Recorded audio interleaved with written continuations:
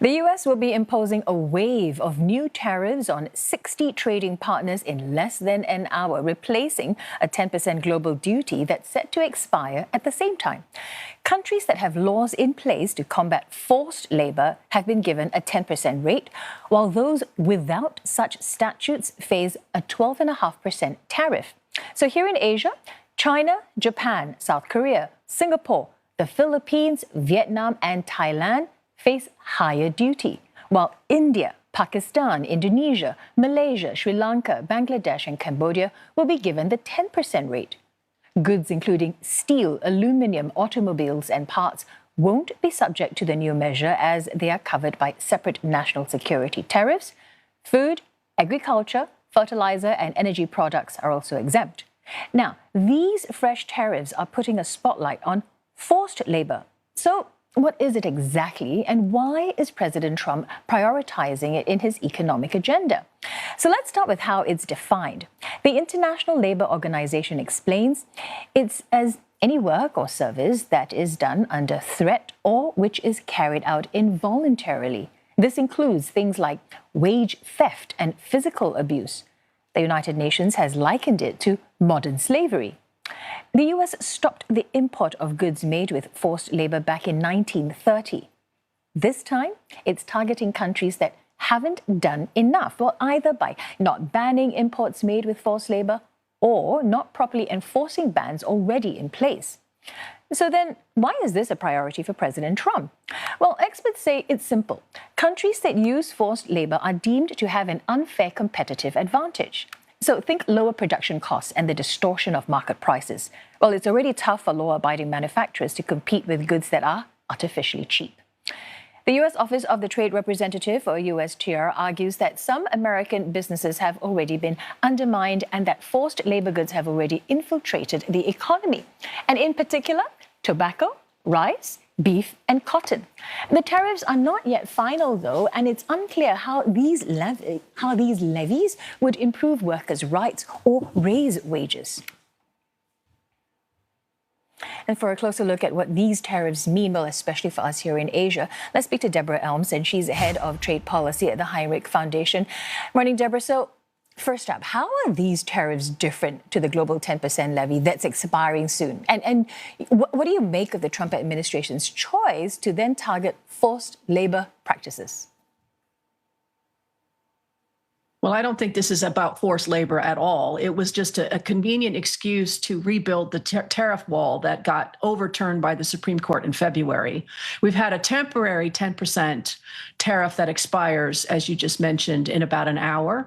That will now be replaced with these Section 301 unfair trade practice tariffs, which are likely to be far more legally durable. And so it's not actually about stopping forced labor or trade in forced labor, despite what the United States claims. It's really about rebuilding a tariff wall of between 10 and 12.5% against 60 of the U.S. largest trading partners, covering almost 99% of all imports into the United States. So basically, you have replaced one temporary statute now for one that is going to be much more longer lasting and much more legally durable.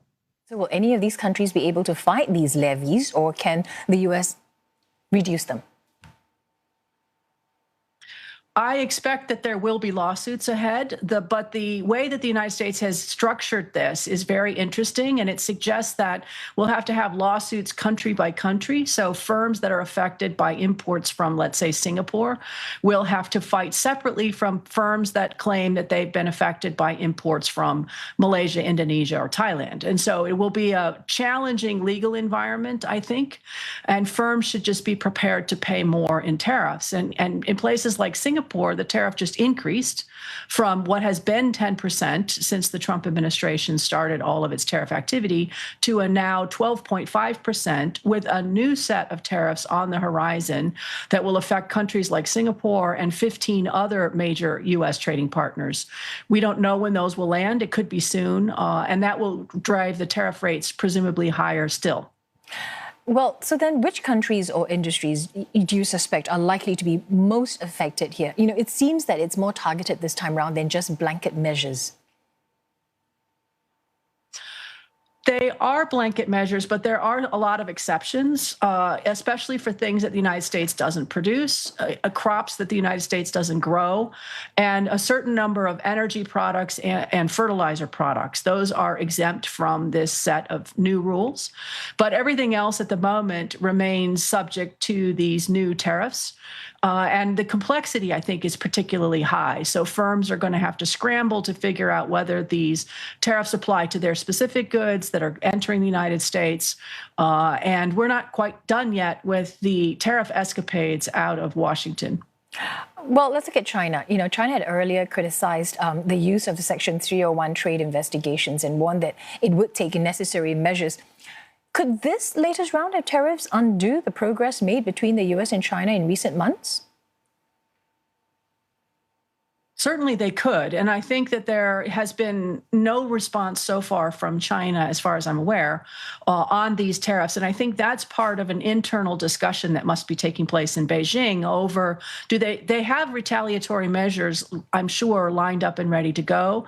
Do they want to impose them now?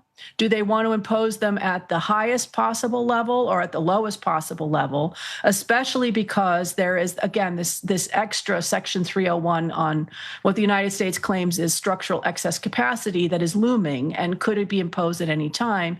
China will be in the crosshairs for that one as well. And so I think they will have to decide in Beijing whether they want to retaliate now in whole or in part, or wait until they see further escalation measures from the United States. And so it's a bit of a waiting game, I think, vis-a-vis China, whether or not we would expect retaliatory actions. So far, since the Trump administration came back into office, whenever they have taken actions against China, China has fairly swiftly moved to escalate on their side to retaliate for what they see as unfair U.S. trade actions. So we may see that again in the coming hours or days. All right. Speaking of that, the 10% or the 12.5%, it's still much lower than the trade barriers many countries were facing last year. But we also understand that this is just not the end. Well, another set of tariffs, well, they're expected to come in the coming weeks. What do we know about those upcoming levies, and why is the U.S. planning for them? So the U.S. took the 16 trading partners with the highest deficits in goods or other reasons, basically, to go after another batch of countries, including China, the European Union, Singapore, et cetera. So those tariffs will drive overall rates presumably higher, because I would assume everyone will be found guilty, as we have seen across this Trump administration. The question is, how high will those new tariffs be? And we end up with some really peculiar outcomes where some countries will actually have lower tariffs overall from where they were at the end of last year. Some countries will have higher tariffs, like Singapore and Australia. And some countries will potentially be about where they were before. All countries, I should just note, are in worse shape than before the Trump administration came back into office, where the average U.S. tariff heading into the Trump administration was only 2%.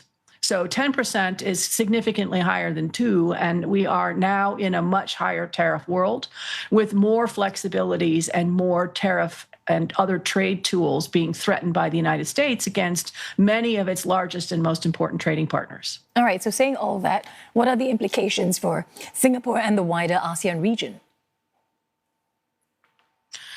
I think it is likely to drive further integration away from the United States, so more doubling down on other activities. And so two that I would mention that Singapore has been very active in the last 2 weeks alone.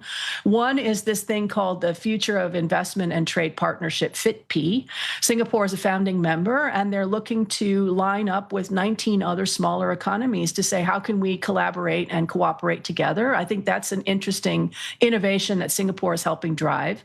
A second is the Comprehensive and Progressive Trans-Pacific Partnership, CPTPP. Ministers and officials are meeting in Vietnam and then next week in Japan to discuss how can they upgrade those set of rules, how can they expand them to new members, how can they better collaborate with partners like the European Union. So I think these are two ways that we're going to see increased collaboration, cooperation, project work, increased market access potentially for members who are not the United States and potentially not China. So thinking again about how do middle powers or smaller powers navigate an increasingly uncertain and fragmented world, I think Singapore is well positioned for that, but it's going to be much more challenging for companies to navigate a less seamless world, right? When we're fragmented, it's becoming much more costly and much more challenging for companies. All right, thanks for that. Deborah Elms, head of trade policy from Hinrich Foundation.